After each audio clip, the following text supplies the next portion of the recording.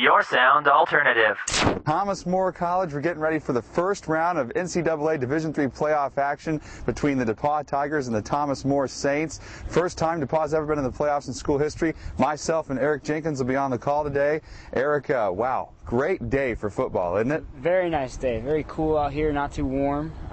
Nice little bit of sun in the sky right now, not too many clouds. Yeah, not only that, we got the dual field color. We got the blue track. We got the really nice field turf. They really have done a nice job with this. It should be a very interesting football game. Thomas More undefeated. DePauw won their conference. So a lot of really action going on here today. And Kentucky puts together a nice field. I'll say that much right now. So.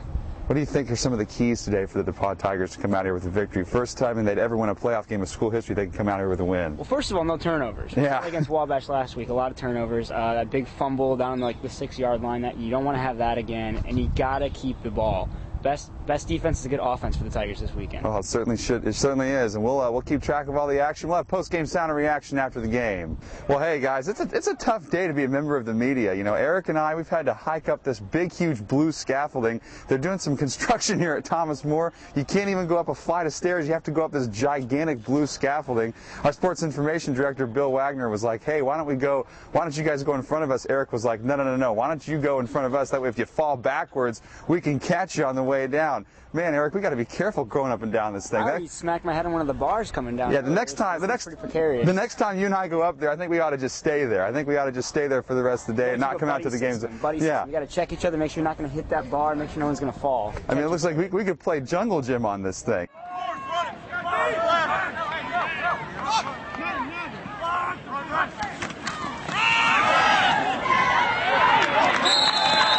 Kiddo back to receive the punt. 4-6.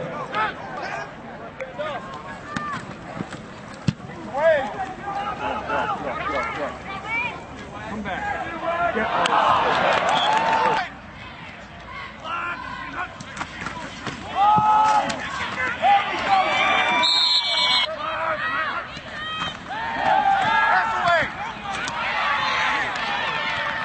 Let's go, guys.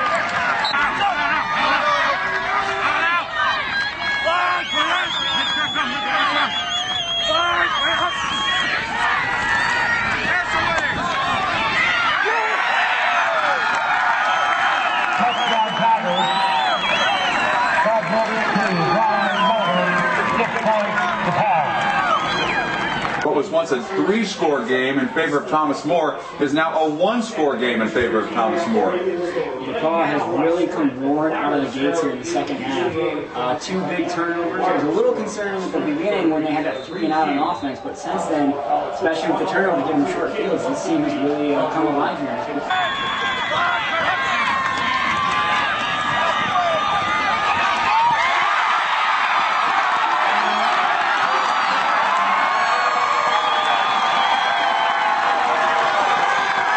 On a daily basis about a few things that hurt us today, and that's big plays on defense. We don't want to give up big plays. We want to be able to run the ball efficiently on offense. We weren't able to do that today, and we don't want to turn the football over. And so those things set us back. You're not gonna win very many football games that way. I'm proud of the way the guys fought, and it's a testament to their will and spirit that we're still in that football game.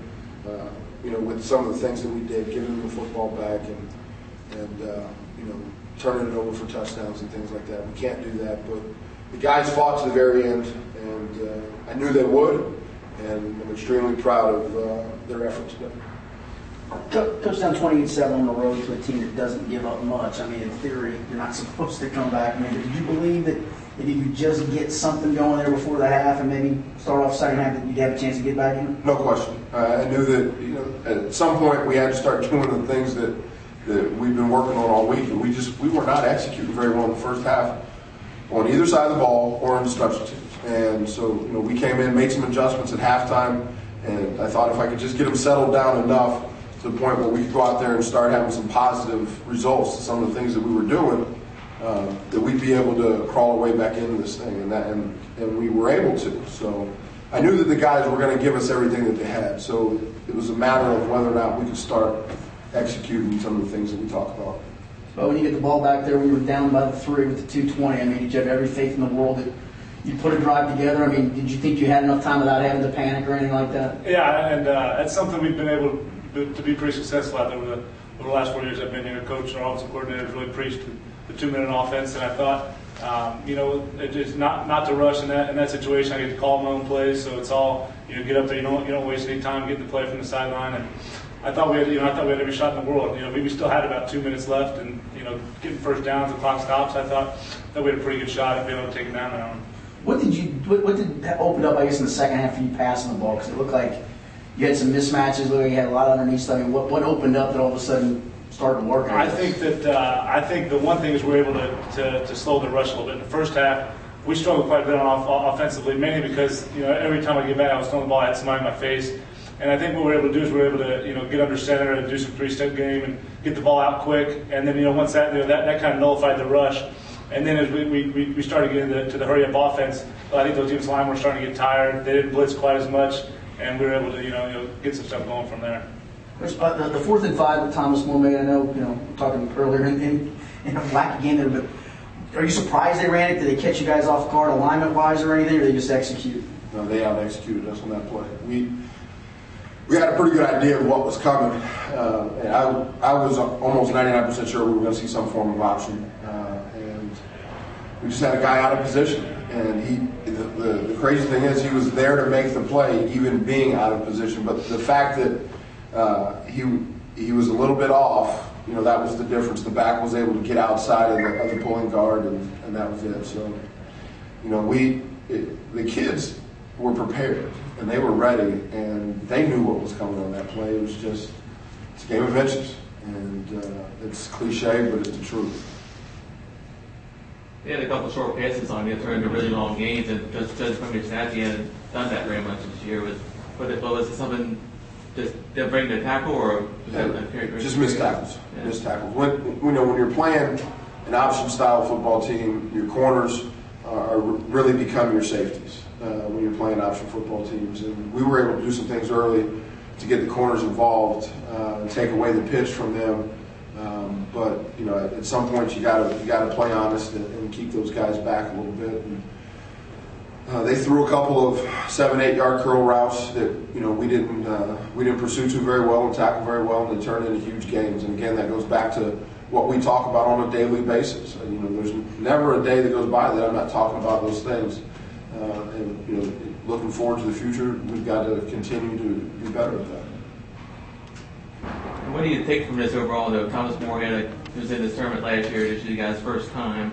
What do you take from this when you try to come back next year? Well, I talk to the guys all the time about that there are no moral victories. We're extremely excited to be in this place where we are right now, but at the same time, we came here to win a football game. So Thomas Moore is a great football team. They're building a great football program here. They've got a great coaching staff that I respect.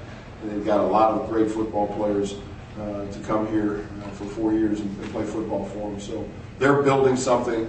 If anything, I hope that, again, there's no moral victories in this thing, but I hope that our kids, see a program that we aspire to be one day. Should be able to make